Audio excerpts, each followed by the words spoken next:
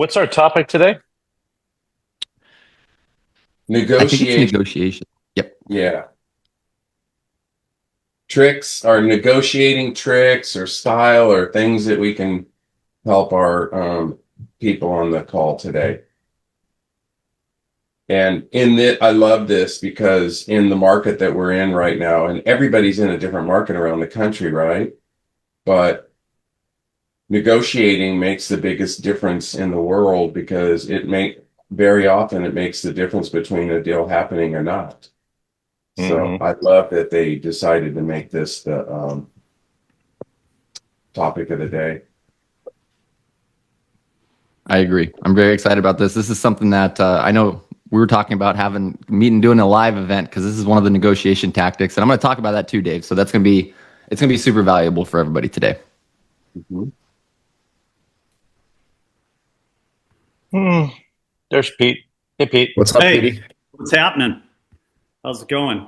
Everybody's rocking and rolling. All right, let's get this kicked off. I know Dave's going. He was going, and Cam's going, and let's start out with Matt. Matt's shining. He must have just got out of the water. He was surfing or something. I heard 75 degrees. It's beautiful. Um, Yeah. yeah. So nice. So, what do you have to say about this topic? Give us some tips. Hmm. Be in the giving Well, spirit. It is Christmas time. well, I'll tell you that. I mean, gosh, there's so many aspects to negotiation, but I really do like. I got to give Dave Lawson credit for this, as a matter of fact. So, one of the things that the first negotiation you ever do before you obviously get to negotiating an offer is a lot of times negotiating with a seller, right, at a listing appointment, right? And so, um, oh gosh, a few years ago, Dave did a little class for us at our office in Del Mar. Um, I think, Dave, you call that how you take 100 listings a year. Yeah. And one of the things that he did that I thought was really cool was he has three like commission plans or three marketing plans for sellers that then he allows them to pick. And so when I saw that, I thought about doing that for a long time. And so I created one. And if I can find it, I'll put it in the chat. But I think I've emailed it to a bunch of people. But basically, I don't remember what Dave's were, but I think mine is like, I don't know, Right. Premier, platinum. Premier Plus, and Elite. And that's right. Yeah, yeah. So I think I use those three, and the commissions are 3.5, and 4%, right, on the listing side. And Dave gave us a really cool example of how everybody is going to pick lower, right, or maybe pick middle, but you know we're going to do all the marketing we're going to do no matter what. So what Dave did is he tells them, look, I'll give you, and Dave can do this much better, but basically you go back and forth and you say, here's what I'll do. I'm going to give you the 4%, which is elite.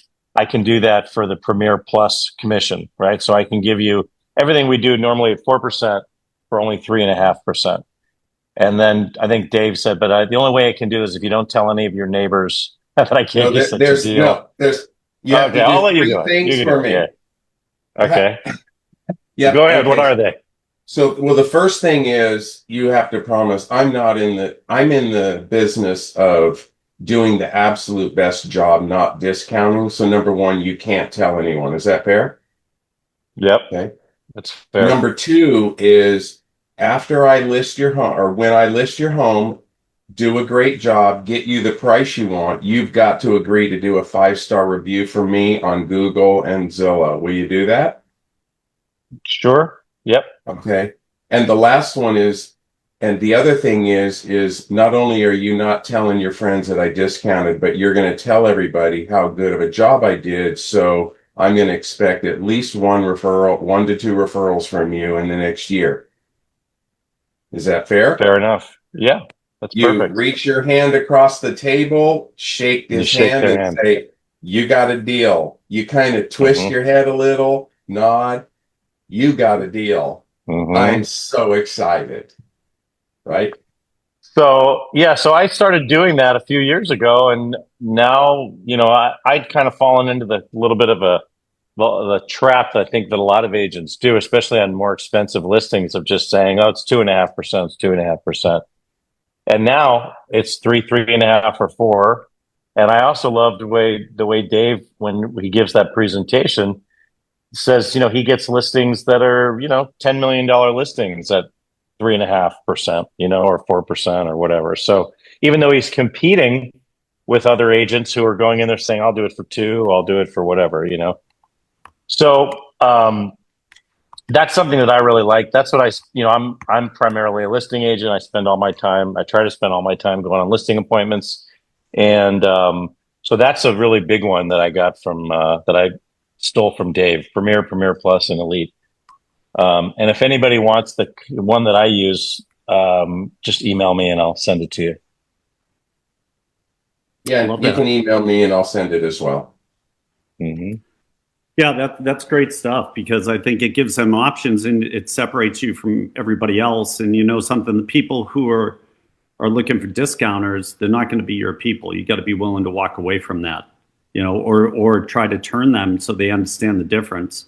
Because discounters going to discount across the board. They're going to discount how they negotiate. They're going to discount what their worth is and what they think your house worth and your equity is. And you don't want anybody to discount your equity. That's the big thing with sellers. They want to walk away with the most amount of money, right, Dave? Yeah. That's Well, and the deep. other thing is, the key to this, why it works so well, is that I practice it. I role play it. I teach it. But the other thing is when I ask Pete, or when I ask Matt, I will do this. I will give you Elite, which is normally 4% for the premier price, if you do 3 things for me. In other words, I'm not discount. If you discount and get nothing in return, that means that the difference between 3 and 4%, the value was 0. No. And then what I'll do is I'll say, well, this is a $3 million house. What that means, Matt, is I'm going to put an extra $30,000 in your pocket at the end of the day. But this is what I ask for you in return. And see, when you do it that way, you say it that way, then it's not like you're really discounting. You're sort of working a deal out. You're showing you're basically showing how you can negotiate with the client, and then you just, you do everything else just like you would, but you do it at a high level. First of all, you sell the house, you do a good job, and then you ask him for the referral. And I've even joked and said, Matt, you know what? You're going to do this referral. I know you're moving right now, so why don't I'll give you at least 2 weeks to do it. And then a month later, I'm like, so I'll call him up if I have a pretty good relationship. Matt, you promised me a thing. Come on, man. We're buddies. You promised. I did what I did. So do you want to pay me 30 grand, or you want to write the best 5-star review anyone ever has for me? You can kind of make it a joke, right? And then, or you can say, hey, a month later, I haven't gotten a referral. Are you going to give me $30,000, or are you going to send me a referral? Now, you can do all this in fun, right?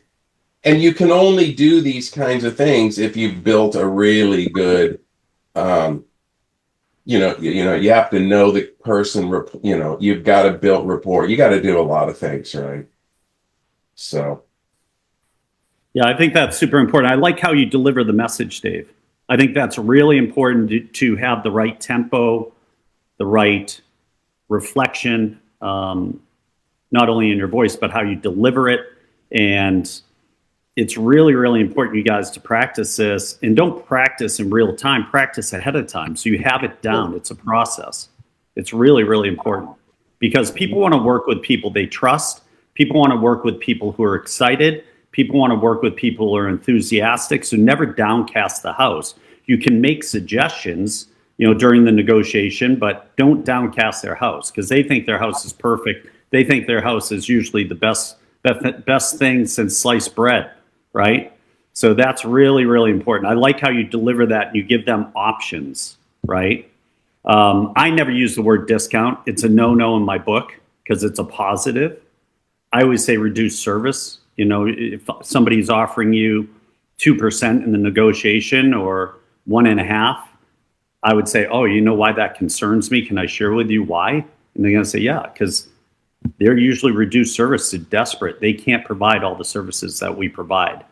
And, you know, based on what you've shared with me, this is the most important investment you have, and you want to get the most money out of it, right? That's important to you? Yes. Well, Yes, let's do it the right way. You know, you got to be able to turn that. I think that's really important. You know, just keep it flowing and keep it straightforward. I think that's the big thing that you have to do. Okay, let's go over to Cam. He was on before. He's probably putting on some suntan lotion. You know, he's got his own suntan lotion. I need to, right? Yeah, you do. Because listen, we got to have you get a little more color, right? It's the winter. Man, we're all pasty white. You got a little color going. We got to get your suntan line out and going. Look at he's golfing, everything. I need to get Okay, golfing we've got more, man. 7 Lord, minutes. it's Give me hard. the best 7 minutes on negotiations that you have when it comes to 7 getting minutes listings negotiations. or just I want to be quick and I want to kind of get to it because I know we got a lot of people on today and they're going to have tons of value. But 7 steps or 7 minutes in negotiations. First thing is you got to start is everything is confidence based.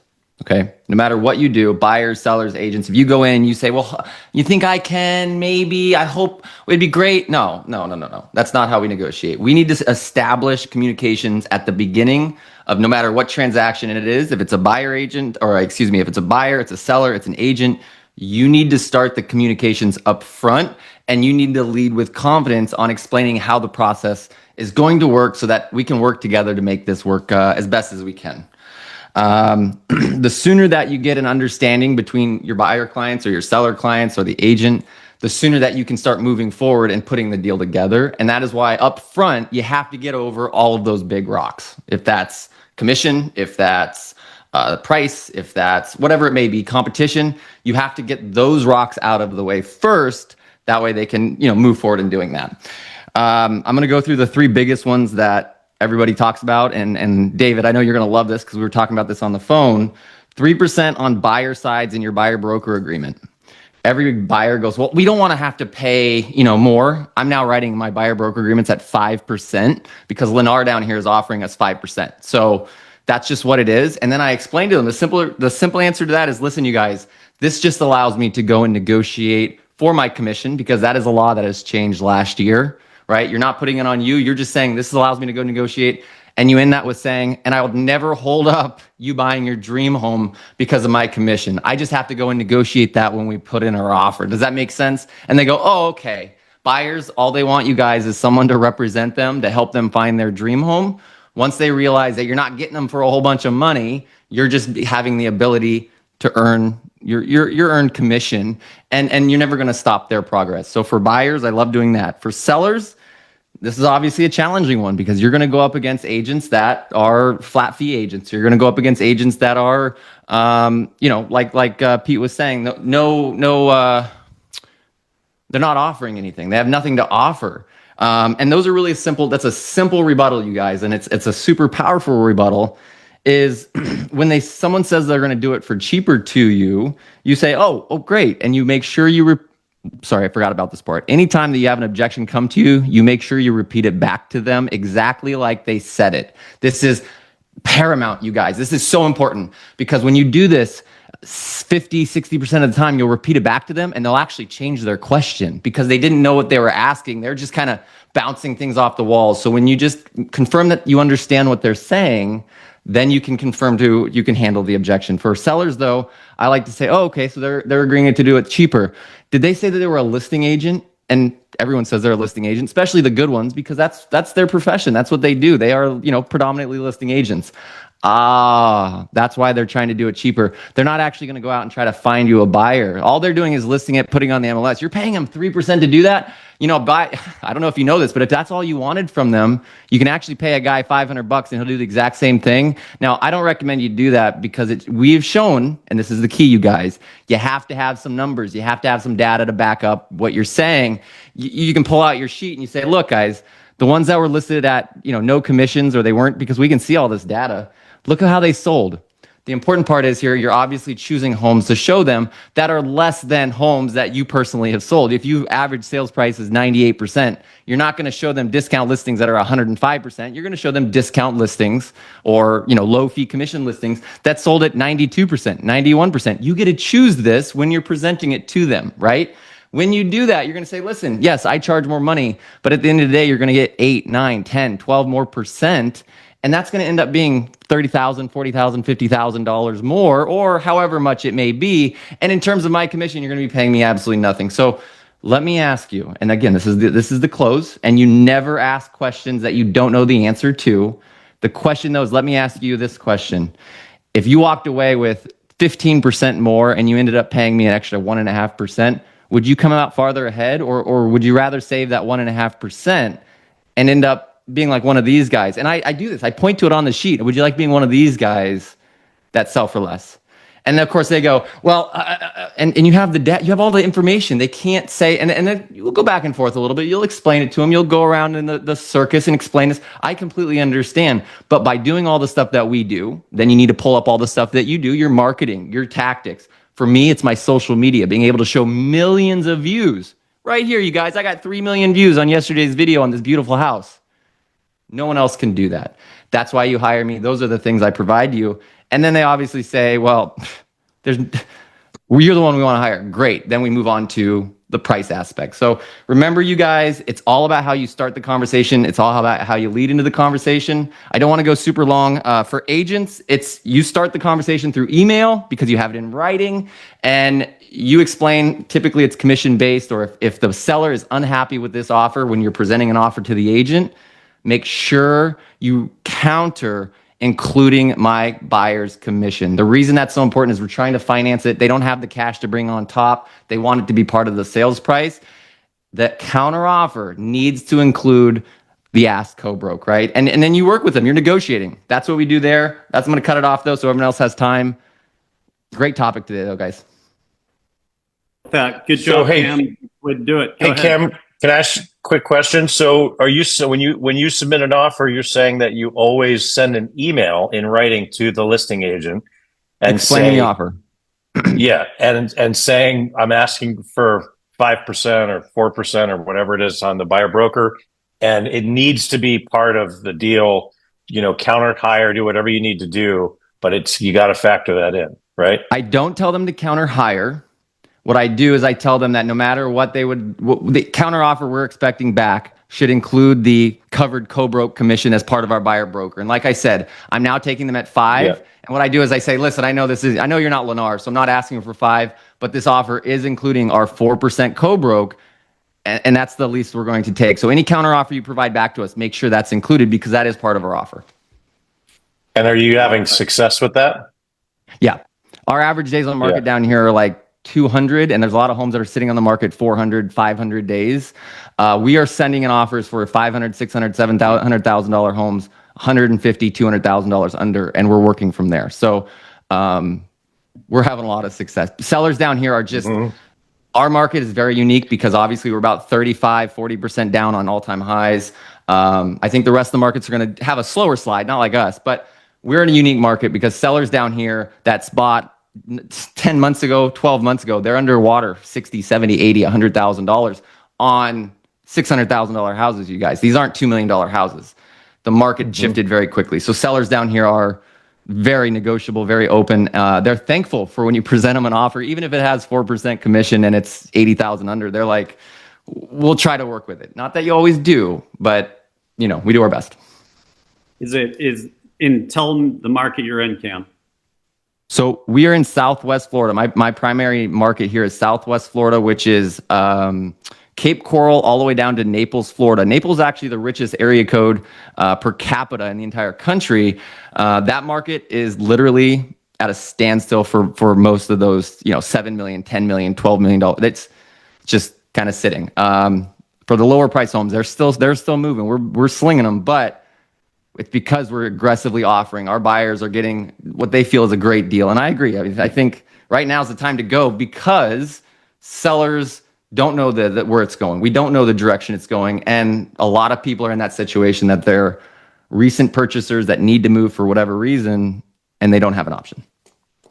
I love it. Cam, our All right. Airbnb market is down 50%. They were going for 1.2 in 21, and now they're having to sell at 6.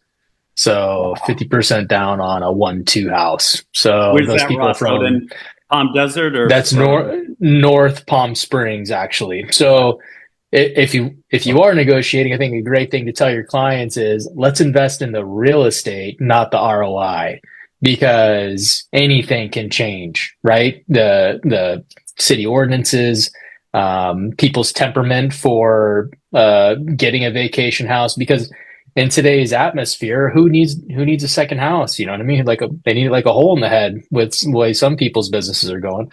So that's something to keep in mind, and why Cam's market is suffering, and then why the luxury is at a standstill, because even though they're above the market, they don't have to transact either. So that's an interesting point. I love that. I love that. Let's stick with Ross. Ross the boss out of Palm Desert, Palm Springs, Carlsbad, Orange County, LA, San Fran. Where else? Are you in Guam yet? Are you in Hawaii? I mean, where are you going? We're going to be on in Destin, Florida, this end of this month. We'll have a team of 10 out there. And then we're looking in other states also, and abroad is where we're really focused. So that's kind of cool. But Love it. when it comes to when it comes to negotiations, I think the common theme and what I wanted to talk about with is you don't want to negotiate with yourself.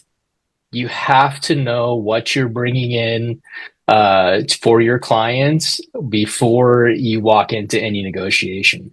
If you're negotiating with yourself while you're sitting at the table with your client, you're going to lose every time because you're not prepared. What do I know about everybody on this call? They have something to give their client that shows their value prop, that shows exactly what they're going to do to get their home sold. It's repeatable, and it comes with exactly what their compensation is for their services. And guess what? It's backed up by these case studies. Look at everything that I've done for my clients to earn this market standard for me and my team, or what I do as a individual agent. So stop negotiating with yourself. Don't go into a listing appointment with nothing in your hands and just a handful of charisma and say, all right, yeah, I'm going to do it for 3.5%. Well, why would you do that? Well, what would you take? Now all of a sudden we're giving the power over to our potential clients, and then we're getting laughed out of the room after we're gone, and they're telling the next person who's interviewing, and they have a nice box that you can open with all this great, wonderful marketing material, and they're saying, you should see the last guy that came in empty-handed and then asking me what I should pay him. And then guess what? You're setting that person up to earn more, right? So our competition often fuels what we can demand. So negotiating with yourself. Let me just hang on that topic. This is something that me and my team are really talking about, probably not with this verbiage, but like, what are you doing to be prepared every day? Are you negotiating with yourself when your alarm clock goes off? I'm not going to get up right now and do what I wanted to do last night because I stayed up late watching Netflix, eating too much ice cream, or, whatever your bad habit is. So are you negotiating with yourself on the terms that you're setting for yourself to even start to have success? So number one, you can't be negotiating with yourself at home. If you're negotiating with yourself in your office, if you don't have set contracts, if you don't have set standards, if you don't have your SOPs for what you're doing, if you're not, what Dave Lawson always tells me, one-timing it, and you're constantly in the battle of trying to keep your head above water, you're negotiating your business value every single day. What you have to do is be prepared personally. You have to be prepared in your business. And then when you're prepared in your business, that'll lead you to being prepared to walking into a meeting where you can meet every objection. You have to be role playing. You have to be memorizing what you're giving them. If you walk in and you're like surprised on what's the next page in your presentation, like that's a good tell that you're not prepared. And that happens often because like the picture that I've been painting for my team lately is We all know the agent who negotiates with themselves every day, right? They're 30 minutes late to their first appointment because they stayed up too late the night before. They woke up 30 minutes before their appointment. Their makeup's halfway done. Their shirt isn't tucked in. They look like they're disheveled. And then their printer ran out of ink, so they had to go to Kinko's to print something out.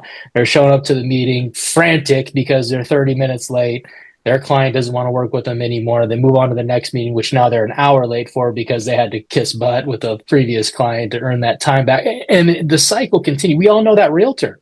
If you don't know that realtor, it's you. So why don't you not go down that road and get frazzled every single day because you're not too busy, right? You've already negotiated your time away, filling it with the things that aren't going to benefit you.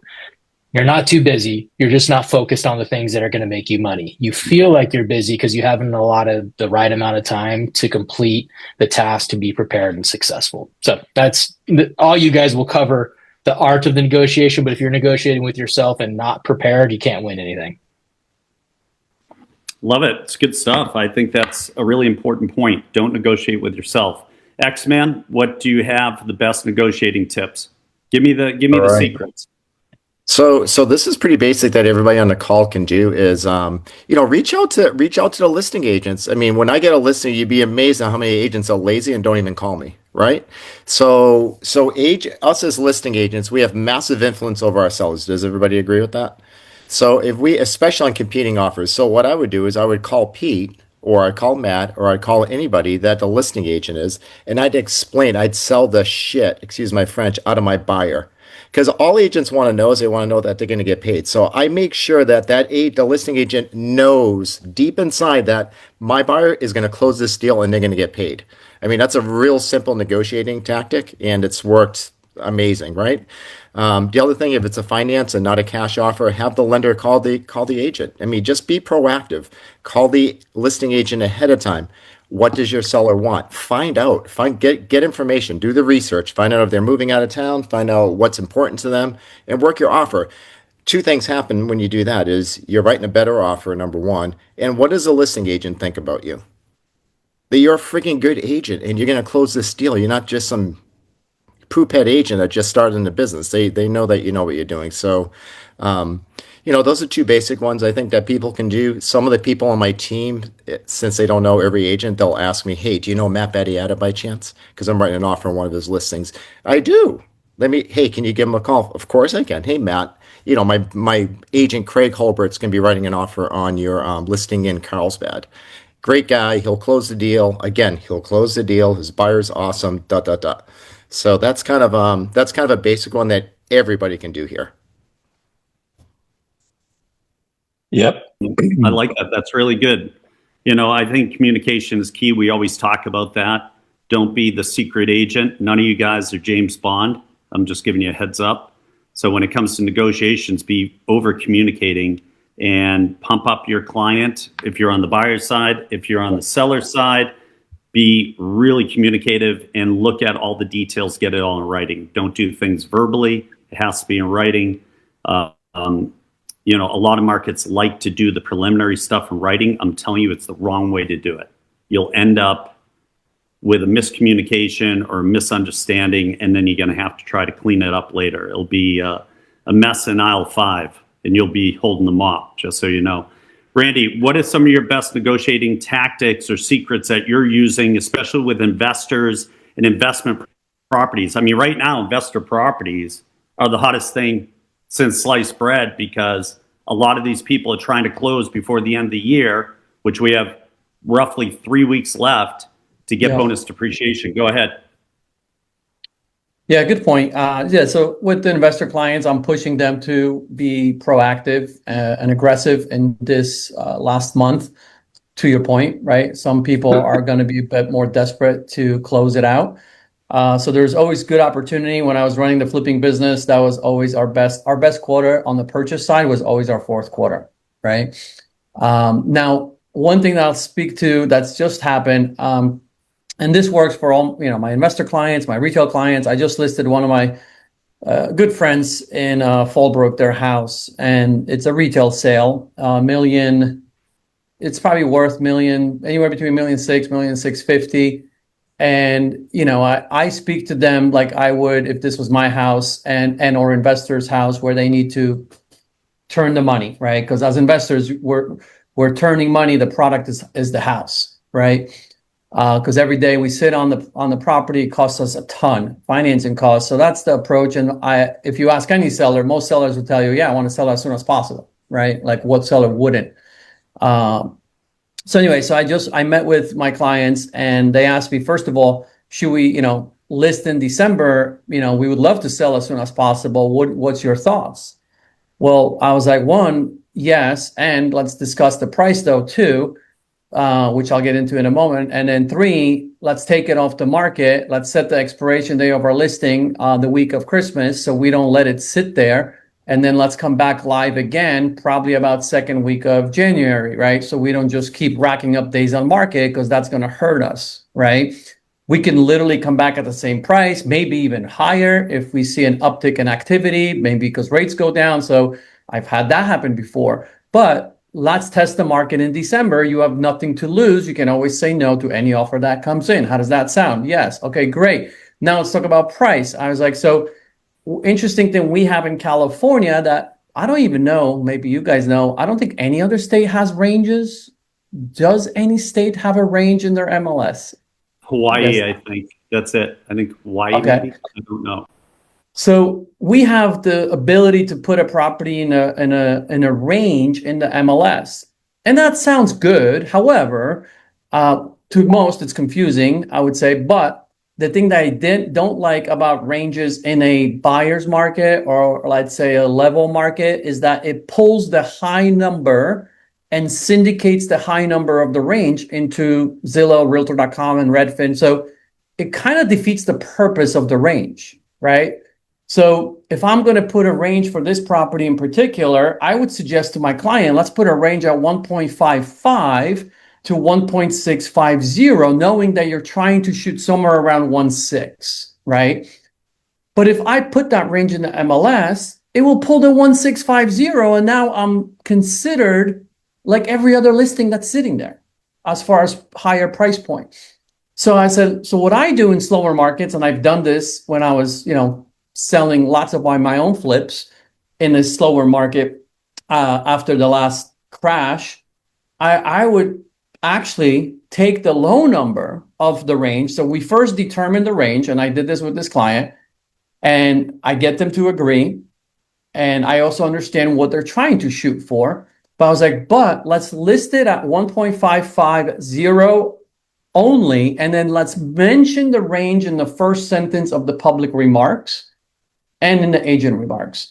So we mentioned the range. Seller would entertain offers between 1.550 and 1.650, but I would list it at 1.550, right? It's almost like somebody, and you guys can do this anywhere because of what I'm telling you, even if your MLS doesn't allow ranges, because really what you're trying to, it's almost like, you know, you see some listings, you know, going on a market at, you know, it's rare, but let's say 300,000, but the house is worth 5. And it's like an auction style approach.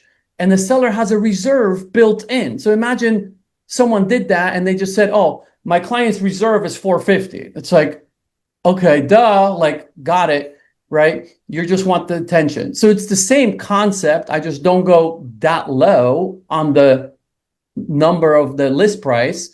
So it's the actual bottom number that me and my client agreed upon. It doesn't look crazy low, but it looks low enough to get more attention compared to other listings, right? And the first sentence says that's the key. You got to say seller would entertain offers between this range, right? Well, guess what? So we did this. My client agreed, and we got a ton of activity. I'm shocked myself. Okay, this is in Fallbrook in the middle of nowhere, but it's a great property, but still. Ton of showings over the last week since we've listed it. We got an offer on the table. We got 2 offers on the table now, but one offer came in at 1.6, guys.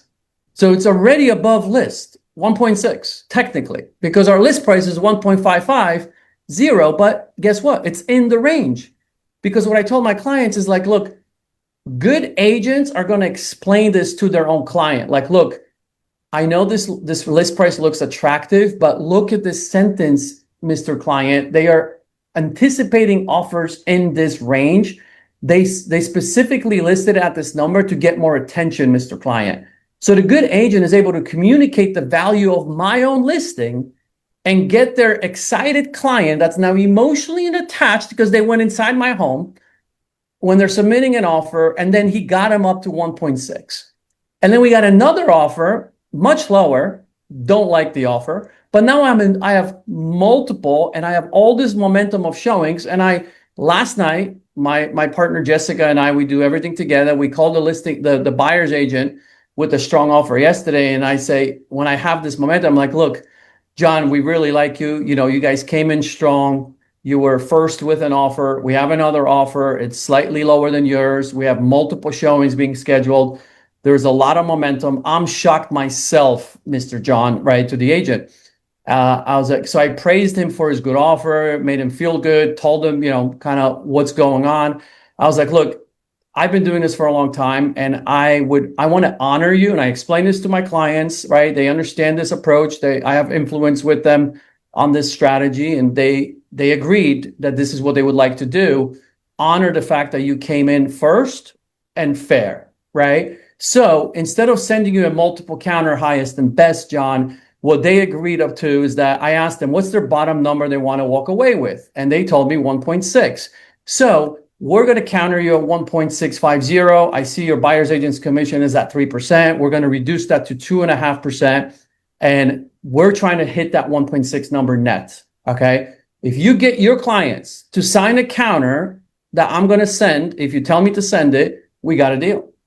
Right? And you're not going to see a multiple counter. So everybody else is going to get a multiple counter except you and your clients. So we want to give you the first shot to you and your clients so they don't feel like they're in the bidding war. Right? And he's like, great. I love this approach. I really appreciate it. We'll see if I can get them to that number. I don't know if they're going to do it, but that's how I leverage the range, which now you can do anywhere if you don't have a range, by me explaining it this way. And he literally told me on the phone, he's like, Randy, they wanted to offer 1.550 from the beginning, and I pointed out the range that you wrote. He literally said this to me on the phone. And I told him to submit the offer actually at 1.650 to start. They chose 1.6. So we'll see. We should be able to make it happen. He literally did it for me. Use the sentence. And that's very common. The only agents that wouldn't are the new agents that just don't understand what I'm trying to accomplish. And I'll stop there. It works. In December, guys, in a slower market, 1.6. It works. Right now, Randy, there's less buyers out there, but the buyers who are out there want to buy, you guys. They're in the buying spirit. So you have to get them motivated to do it. And listen, if a property is priced correctly and is showing value propositions, it's getting multiple offers. We still have a housing shortage across the United States. I don't know about Canada, but when you look at the US, they're not building enough houses. The inventory is building, don't get me wrong, but it's still far off from where it needs to be. And that's the issue. It's this kind of tug of war right now. But if something is priced correctly or ahead of the market, it's getting multiple offers. So the best negotiation secret I can give you is escalation clauses. What are escalation clauses? How do they work? First of all, they are legal.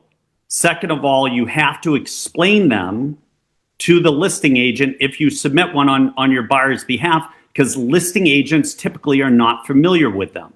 And what it basically states, let's say that a house is on the market for $500,000, you know that it has multiple offers, and you know it's going to go above 500. You talk to your clients, you say, listen, Mr. and Mrs. Buyer, where do you want to go? How badly do you want this house? Do you see yourself living in this house? How important is it to you to get this property? Because I have a solution. I have a solution to get you this house. Even though there's 7 offers. And just remember, people don't buy houses that nobody wants. People buy houses that people want. Okay, so if there's 7 offers, you put in an escalation clause saying, my people are prepared to go as high as 560, but they are making this offer and they will move up $5,000 above any offer that you show us in writing. That's it. and the seller has to instruct the listing agent and give him permission by law to show you the offers in writing. They can black out the names, but to show the real legitimate offers in writing to you in order to execute that escalation clause. And that's how I've won a lot of properties for buyers, you guys. Most agents aren't familiar with it.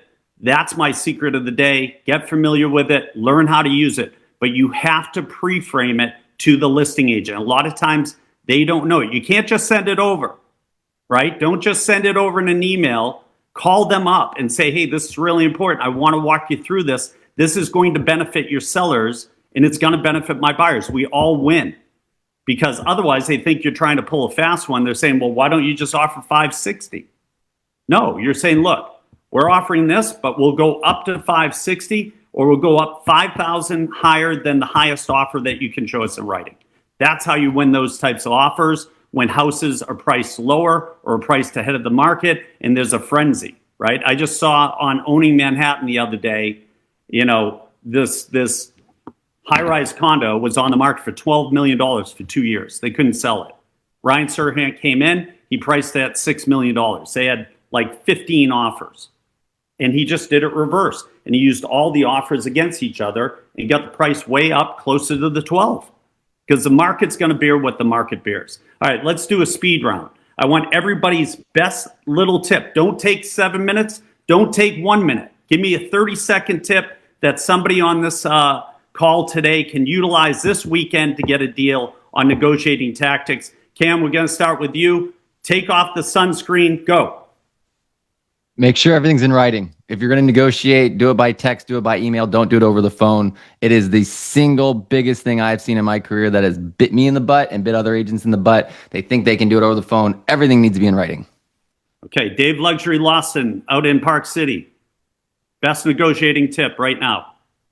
Never send an offer over to a listing agent without calling them, presenting the buyer, and asking these 3 questions. How can we work together to create a clean, smooth experience for both sides? Number 2, what does a win look like for your client? And 3, you got to find out the obstacles. What are the potential obstacles that we can remove early? Love that. X-Man. Something your dad taught me, Pete, when I first started working with you back in Massachusetts, is to never, ever present an offer over the phone. Ever. Never, Face to face. ever. Right. Ever. Matt Battiata, he's not bragging. He's applying for a job. Well, 2 things. So, Randy, I just changed one of my listings based on what you just told us about the range. I just did exactly what you said. So thank you.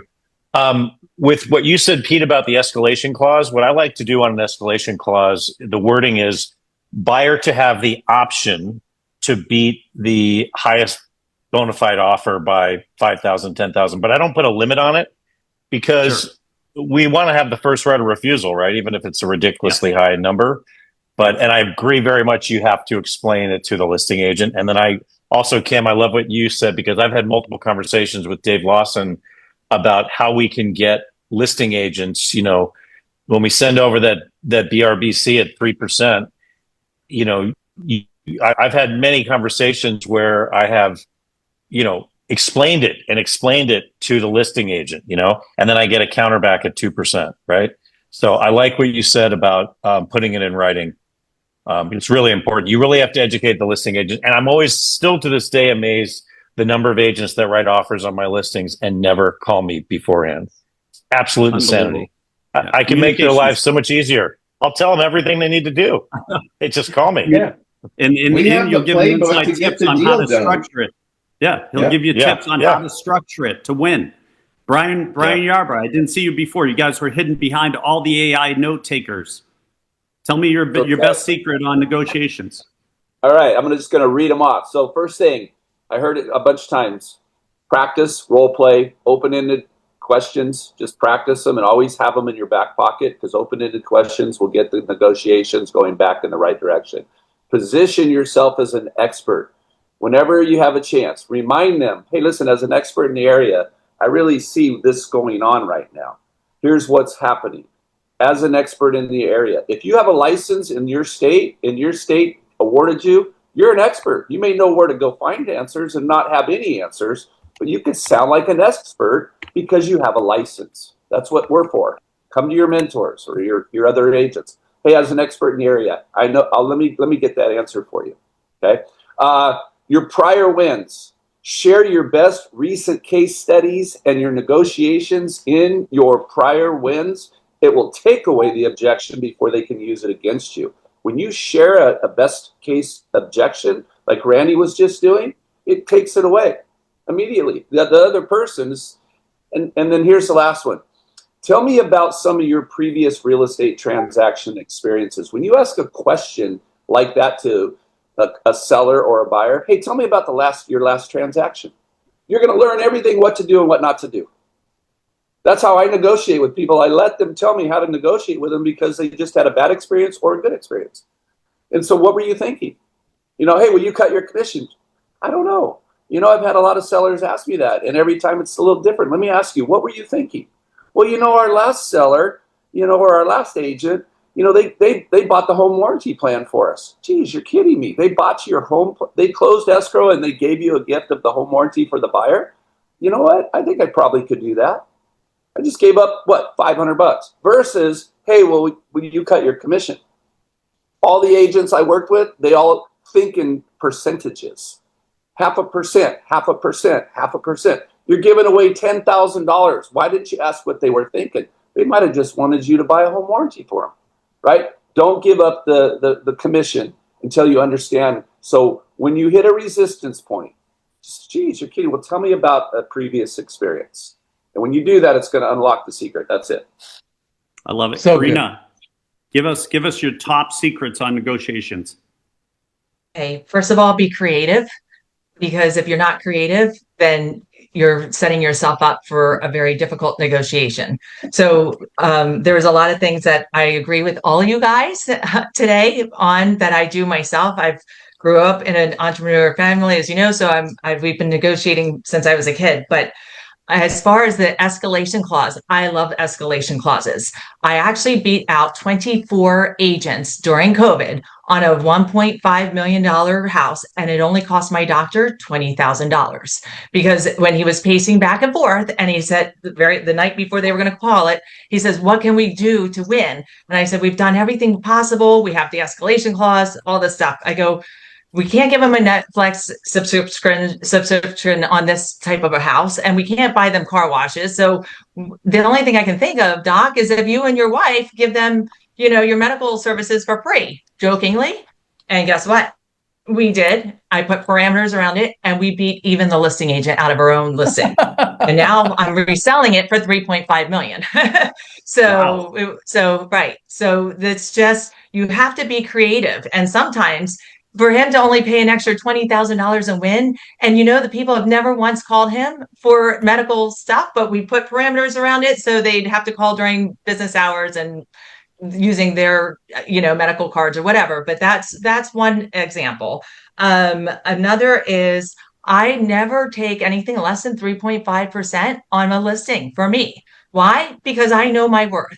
And I know I'm going to work hard for them, and I have a team behind me working for them. So they're going to want to work with the best. And they never, ever not pay me the 3.5.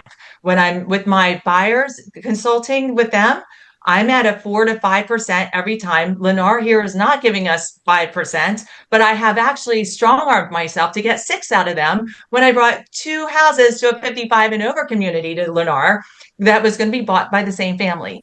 And I said, if you don't give me this money, I kind of strong-armed them in the negotiations. I said, I can take them to D.R. Horton. They're going to give me even more. And boom, you get it. So it's really posturing, being confident. If you don't have confidence, you're not negotiating. And I will never, ever negotiate against myself. So if someone doesn't throw me a number back, I'm quiet till they send me a number back. The first person to speak always freaking loses. And I will not speak after I give them a number. Love it. Okay, Randy, give me your top secret tip. 30 seconds. Go ahead. Yeah, I would just say when you go to a listing appointment, ask the seller what kind of loan they have. There's a 50% chance, if not higher, they have a VA or FHA loan in most markets. That means that loan is assumable. I can guarantee you most agents are not asking you. That's how you're going to stand out as an expert of knowing something that will actually help to sell their house. And they completely forgot about it. They probably don't even know that their loan is assumable, their own seller. So learn about them, leverage it. I love it. That's great. Okay, we got 7 minutes left. If anybody wants to ask a question, they can ask it in the chat. And Pete, I direct it have one to more everyone. too. Go ahead, I Dave. have one more. Never. Everything is never always this. Always keep one concession in your back pocket when you're negotiating. The thing is, sometimes you get something and your seller or our buyer on one, they get it. If you go to the bottom line or their top line right off the bat, you're hurting yourself. So you start with small concessions, easy concessions, but you save one meaningful concession for the final stretch, right? And commissions is not one of them. Yeah, they're not commissions. And they're the professional other thing fees, is, but that's the key. Yeah, Just think remember about one thing, it. you How guys. often- Here's the tip. Let me just say this. Here's the tip.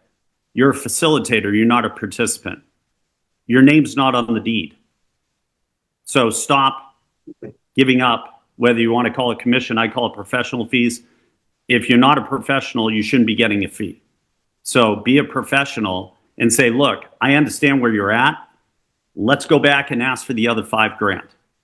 Oh, so you won't throw in the $5,000. I'm not participating in it. I'm a facilitator. You hired me to facilitate this to get you the money you want. If you don't want this money, here's the pen, don't sign it. Let's counter. That's it. Because once you go down that rabbit hole, they're going to keep asking you. Anything that goes wrong, request for repairs. Oh, they came back, they want a $15,000 credit. Well, I'm not giving it up. You got to give it up on your side in order to make the deal. Or you got to talk to the other agent, or you and the other agent both throw in. And I'm not saying I don't do that, you guys, but I've been trained to do that at the midnight hour. I don't do it 60 seconds before midnight. I let it go right to the fringe. And then I'll say, okay, how can we get this figured out? What's the solution? All right? That's the key, you guys. I don't care if you're new to the business. I don't care if you've been in it forever. These are great tips. And I'll leave you with one last one. Always ask your seller or your buyer, what is the most important thing to you? And then shut up. There's a reason why you have 2 eyes, 2 ears, and 1 mouth. If you were supposed to talk more than everybody else, you'd have 2 mouths. I keep telling myself this. So I think in my next life, I'm going to be mute or something. But here's the deal. Ask them what's important to them. After they answer that, say what else is important to you. That's the key. And by God, let me leave you with one last point in negotiations, which is, I got to get this off my chest. It's driving me crazy out here in Nashville. Do not let people digest it. You are not serving a prime rib dinner at Christmas. You're trying to find them an opportunity to buy. They're not on the lot if they don't want to buy. Say to them, 3 heads are better than 2. 2 heads are better than 1. It's real easy. It's simple. Let's make them an offer. You have no risk. Because the longer you let them sit, I see agents doing this all day long. Oh, I'm gonna talk to him at the end of the week. Every day is a dog year, you guys. Cam, how long is a dog year? Please enlighten me. Forever. No, it's 7 years. So by the end of the week, 5 days, that's like waiting 35 years to ask for the order. Ask for the order. Don't be afraid. What are they going to say? No? Say why. Why are you saying no? It's got all the qualities you want in the house that you told me that you wanted. So isolate the problem. You know, what else is causing you to pause? What can we do? You're going to get to the root of the objection. They're going to tell you it. You know, so if I was able to do this, would you do this? That's it. If I would, could you? Or if I could, would you? Right? That's it. Anybody else want to add anything else? We got 120 seconds left. Hey, I want to jump in real quick. So back to going and talking to the agent. I talk to the agent for multiple reasons, but the most important is I want to know what their background is, because then I know how my negotiations are going to go. Then I am asking them questions about where her or his clients are from. And so if I find out that they're from India, I know we're going to have a full-on ping pong battle. And if they're just a regular American, I know we only negotiate 3 things in this country: our houses, our cars, and our yard sale shit. Sorry, but it is. They will take you out on the yard sale stuff. And so that is really important, because that's where your negotiations start and finish, is with those people, whether it's the buyer side or the seller side. We have to know where they're coming from, so you know how to position your negotiations. I think that's really important. That's a great tip, is know the play, right? You have to know the play. And if all else fails, call the listing agent and say, can I ask you a question? Is there any charity that the sellers are connected to or their hearts into? And write into your offer. We will make a donation at close of escrow on the seller's behalf to this charity. And guess what? Oh, it just happens to be their charity. The American Heart Association, MSPCA, Cruelty to Animals, the Ronald McDonald House, whatever it is, right? UNICEF, Big Sisters, Big Brothers, whatever it is. That sometimes gets you over the hump, you guys. That's a little tip in negotiations. Sometimes it's not about the money, it's about the meaning. It's about the connection. Yeah. And it's a very emotional thing when people are buying and selling real estate. Brian, go ahead, take us home. Yeah, I was going to say a really good response right now in the CAMS market or in a good market is, where do you want to be when this market turns around? Love that. Right? Where do you want to be? Because if you're negotiating over losing $200,000 on your house, where do you want to be when this market turns? Do you want to still be in it, or do you want to be in a new market? What's going on in the market you're going to? And let's talk about that. That's great stuff. I just put that in. And Pete, last one I'd say is this. Go Dave, bonus. Don't forget, if you're really close or you got a buyer on one of your listings that has seen it 3 times and you just can't get over the hump, write a reverse offer. Write an offer from the seller to the buyer. Yep.